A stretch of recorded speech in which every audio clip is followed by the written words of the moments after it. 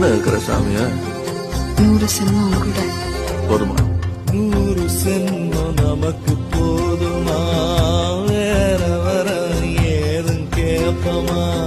சகாவரம் கேப்போம் அந்த சாமிய, அந்த சாமி